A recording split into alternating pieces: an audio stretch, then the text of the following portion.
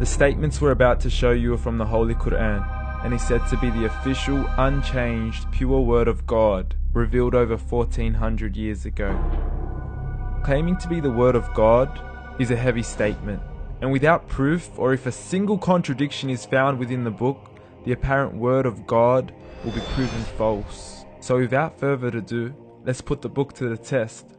In the 23rd chapter, titled The Believers, from the 12th to the 14th verses, God is said to give a detailed description of how the human being is formed.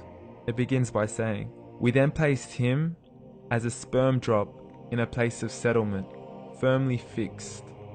Then we made the drop into a alaqa." We will translate this word very soon. "And then we changed the alaqa into a lump.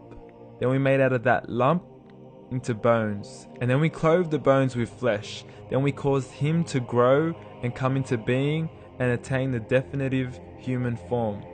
In the 21st century, we can now safely say that this verse is clearly describing the process of human development in correct chronological order.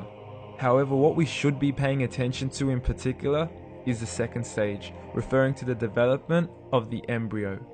The specific word used to describe the embryo in this verse is the word alaqa.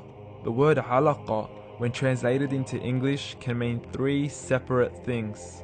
Firstly, a blood clot, or to be suspended, that is to be hanging or clinging to something, or thirdly and finally, a leech.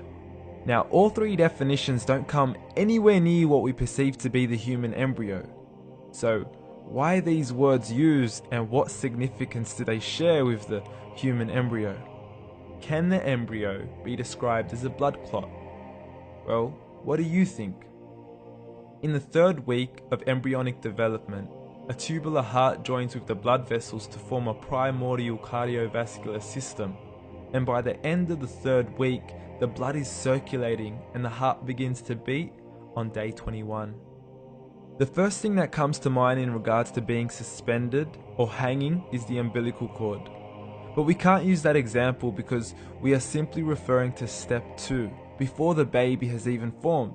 But we now know today that the umbilical cord is formed from the connecting stalk. And the connecting stalk is formed as soon as the embryo is formed. The embryo's connecting stalk has even been described by John Allen and Beverly Kramer as an object to suspend the developing embryo in the extra-embryonic column. So an embryo is suspended and does have a strong resemblance with the blood clot. What on earth would an embryo have to do with a leech? Figure A shows the structure of an embryo at 25 days. Figure B shows a leech. Now please note once again that the embryo in this stage is no greater than the size of a kernel of wheat. This is an X-ray of the embryo at 22 days. This is the internal structure of a leech. It's mind-blowing stuff, but you still haven't seen anything yet. This is the head of the embryo at 22 days. The detail you are seeing right now is absolutely impossible to be seen with the human eye and can only be seen with a microscope. This is the back end of a leech. There's no other words used to describe this other than mind-blowing. The pictures we have shown you are impossible to be seen with the human eye or even to be predicted by the human mind. Once again, the verses we have shown you were revealed over 1400 years ago to a man who couldn't read nor write. Are these the words of God?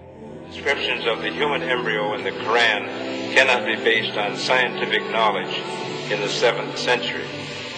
The only reasonable conclusion is that these descriptions were revealed to Muhammad from God, from God, from God, from God, God, God.